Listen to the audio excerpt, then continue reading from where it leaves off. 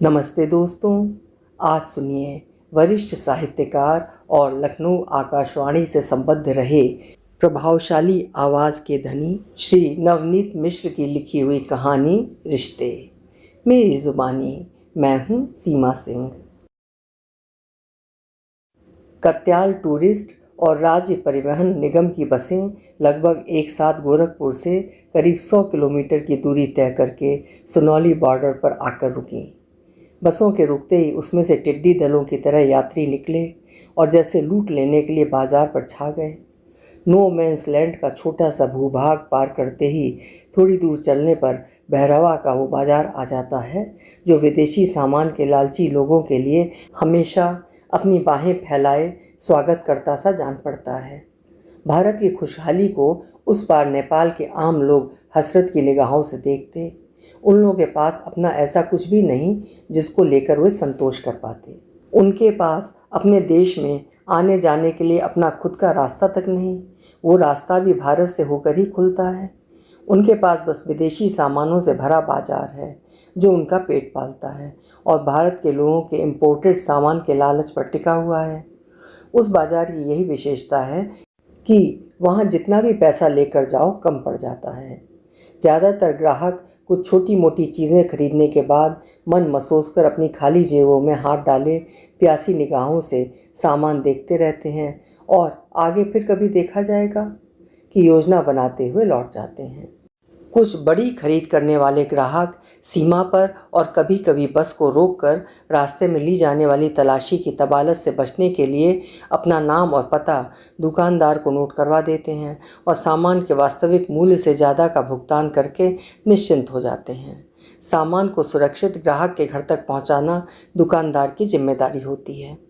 इस कारोबार में पूरी ईमानदारी बरती जाती है।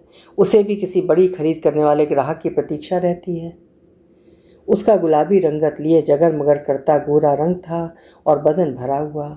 उसे खूब पता था कि 25-30 साल की एक सुंदर जवान लड़की के दुकान पर बैठने के रास्ते में किस तरह की बाधाएं जबड़े खोले इंतज़ार करती खड़ी रहती हैं। उसे इस बात का एहसास दुकान पर बैठने के शुरुआती दिनों में ही हो गया था कि कैसे अक्सर उस पार से आने वाले ग्राहक हाथ में पकड़े सामान पर कम, अपनी बेशर्म निगाहें उस पर ज़्यादा टिकाए रहते हैं।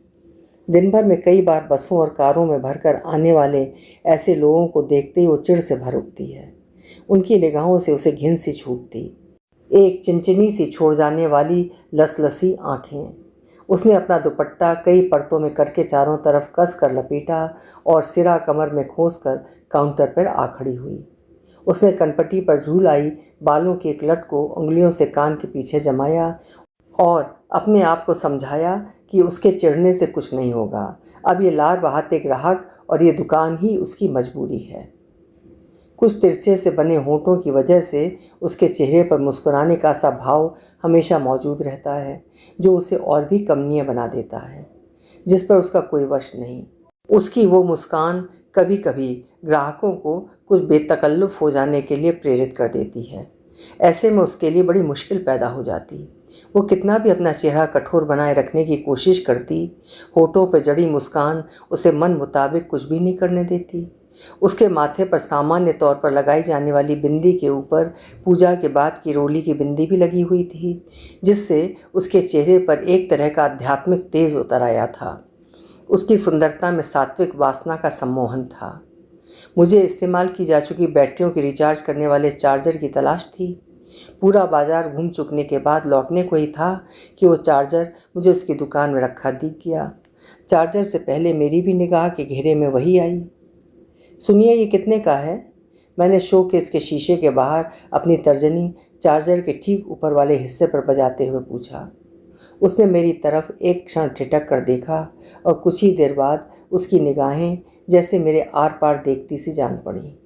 उसने अपनी गर्दन नहीं नहीं के भाव से तेजी से झटकी और बिना कोई जवाब दिए काउंटर से हटकर भीतर चली गई।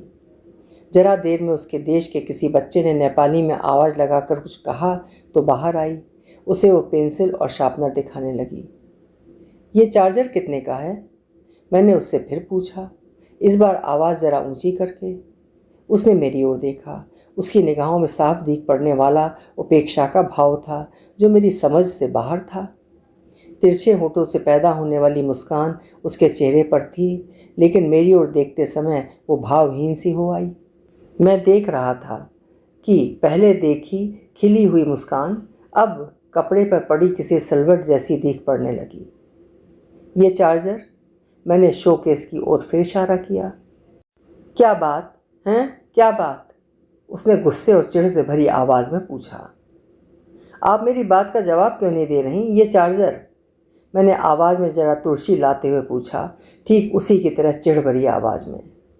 नहीं बेचना। मेरा वाक्य पूरा होने से पहले उसने संक्षिप्त सा उत्तर दिया और अपने को अलमारियों में पहले से ही करीने से लगी चीज़ों को रखने उठाने के काम में व्यस्त कर लिया। खराब है क्या? मैंने उससे न बेचने का कारण जानने के लिए पूछा। नहीं, ठीक काम करता, पर तुमको नहीं बेचना। उसकी सुंदर आंखों में इतनी हिकारत भी उतर सकती है, उसे देखकर अनुमान करना कठिन था। क्यों भाई, हमको क्यों नहीं? मैंने आपा खोए बगैर कुछ विनोद के से भाव से पूछा। उस पार से आया ना, इंडिया से? उसने पूछा। हाँ तो? उस पार का सब आदमी लोग बदमाश। जाओ बाबा, तुम्हारे को सामान नहीं बेचना। उसने मेरे सामने पट्ट की आवाज़ के साथ हाथ जोड़ दिए और तेज कदमों से दुकान के पीछे वाले हिस्से में चली गई। उस जगह पर एक आराम कुर्सी पड़ी थी जो आगे पीछे झूलने वाली थी। वो अपनी आराम कुर्सी पर बैठ गई। कुर्सी से जुड़े फुट रेस्ट पर टिके उसके गोरे पांव ऊपर नीचे हिलते हुए दिखाई दे रहे थे। उसके शरीर का बाकी हिस्सा भी सामान की रैक के पीछे से दिख छिप रहा था। जरा मेरी बात तो सुनिए, मैंने उसको आवाज़ दी। उसने जो कुछ कहा उससे मैंने बेचैनी सी महसूस की। एक बार बोल दिया ना, उसने एक झटके से अपनी कुर्सी से उठते हुए कहा और काउंटर पर मेरे सामने आकर खड़ी हो गई। उसकी छोड़ी हुई आराम कुर्सी जरा देर उसके बगैर भी आगे पीछे होती रही। ठीक है, मत बेचिएगा, लेकिन ये तो बता दीजिए क्यों? क्या सिर्फ इसलिए कि मैं उधर से आया हूँ? मैंने उससे याचना सी की। हाँ, तुम्हारे देश का सब आदमी लुटेरा, सीधे आदमी का दुश्मन, दिल में कोई दया नहीं। हमारे देश का सब आदमी उधर बहादुर बनकर तुम लोगों की सेवा करता, रक्षा करता, चौकीदारी करता, जूठी प्लेटें धोता। हाँ शाब, जी शाब कहते कहते थकता नहीं, मगर बदले में उसको क्या मिलता? वही बहादुर जब इधर अपने देश लौटता तो तुम्हारे देश का आदमी उसकी मेहनत का सारी कमाई लूट लेता। तुम उस पार का सारा आदमी बस अपने मतलब जानता। कैसे भी अपना मतलब निकले, दूसरों को कैसा दुख पहुंचेगा उससे तुमको कोई मतलब नहीं। वो गुस्से के आवेश में कांपने लगी। साफ साफ बताइए ना, बात क्या है? मैं उसके इतने गुस्से की वजह समझ नहीं पा रहा था, लेकिन उसने जो कुछ कहा मेरे लिए वो कोई छोटी बात नहीं थी। आदमी आदमी का दुश्मन।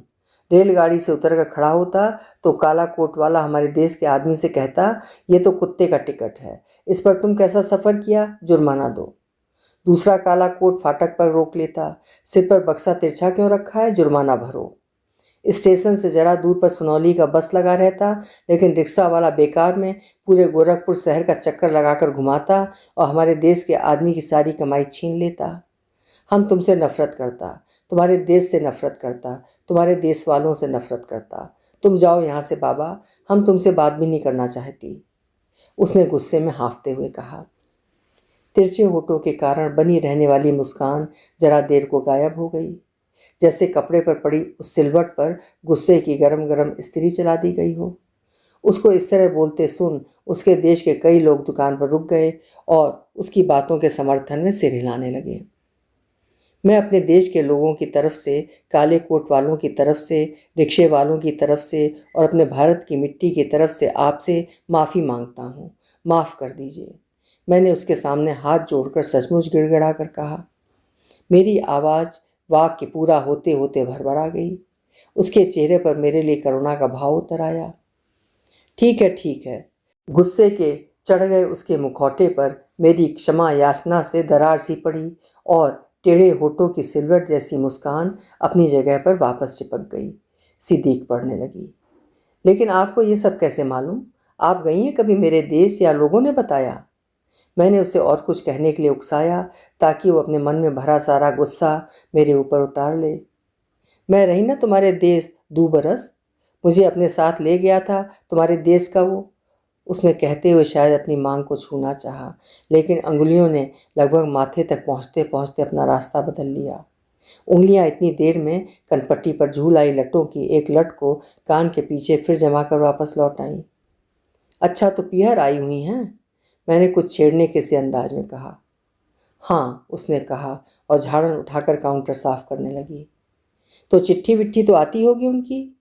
मैंने शर्मीली बोझिल पलकों को देखने के लिए उसकी ओर देखा। उसकी पलकें झुकी हुई थीं। नहीं। उसने पलकें उठाईं तो नकार का दूर तक फैला चटियल मैदान देखकर ठिठक सा गया। कब आएंगे वो आपको लिवा ले जाने? मैंने उससे पूछ लिया। क्या मांगता? चार्जर? ऊपर उठने लगी अपनापे की मेरी पतंग की डोर को उसने सपाक से हाथ मारकर एक झटके में तोड़ दिया और काउंटर के निचले भाग में बने शो केस से चार्जर निकालने के लिए बैठ गई। आप कब जाएंगी अपनी ससुराल? मैंने किसी हद तक ढिठाई से उससे पूछ लिया। कभी नहीं, मैं उसे छोड़ आई हूँ। 1.5 बरस हो गया तब से यहीं हूँ। उसे सिर उठाकर कहा तो काउंटर के लकड़ी के किनारे पर उसकी उदास आंखें नीचे से झांकती दिख पड़ी। अरे ऐसा कैसे? मैं कुछ हड़बड़ा सा गया। ऐसे ही बस, कहूँ या ना कहूँ कि असमंजस में लिपटी थी उसकी आवाज़। फिर भी मैंने उसे कुरेदा। अच्छा, तुम भी तो उसी के देश वाले, एक बात तो बताओ, ये औरत शुद्ध कैसे की जाती है? चार्जर काउंटर पर रखते हुए पूछा गया उसका सवाल मेरी समझ में नहीं आया। मतलब? मैं समझा नहीं। मैंने अचकचाकर पूछा। एक दिन वो बोला कि मंदिर में पूजा कराएगा, हवन होगा, मुझे शुद्ध किया जाएगा, उसके बाद वो मेरी मांग में सिंदूर डालेगा। उसकी आंखें एकटक मेरी आंखों में देख रही थीं। फिर क्या पूछते तुम? 2 साल तक खेल तमाशा करता रहा मेरे साथ, तब मैं अशुद्ध नहीं थी। मांग में सिंदूर भरने का समय आया तो अशुद्ध हो गई। नहीं चाहिए मुझे ऐसा मर्द। घृणा ने उसके चेहरे को फिर विद्रूप कर दिया।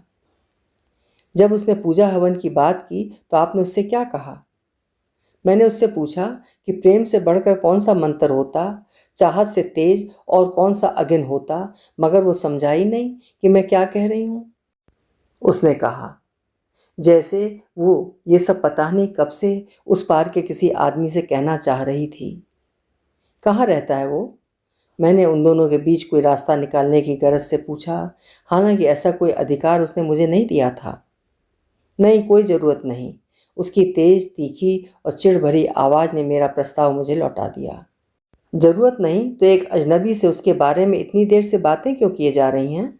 मैंने उसे घेरने की कोशिश की। जब तुम दुकान पर आया तो एक बार तो मुझे लगा कि वो आ गया है। तुम्हारे जैसा ही दिखता था वो। मैंने उसको बहुत प्यार किया, अपने से भी ज़्यादा, लेकिन वो मेरे प्यार की कदर नहीं किया। अब मैं उससे नफ़रत करती, बहुत नफ़रत। उसने कहा और होठों पर उतर आई रोने से पहले वाली कपकपाहट रोकने की कोशिश करने लगी। उसने अपने आप को सांत्वना देने के से भाव से अपने सिर पर अपनी एक हथेली थपथपाई। नफरत तो कोई उसी को करता है जिसको प्यार करता है। तुम अब भी भैया से बहुत प्यार करती हो भाभी। मैंने उसकी डबडबा आई आंखों को देखते हुए कहा। भाभी?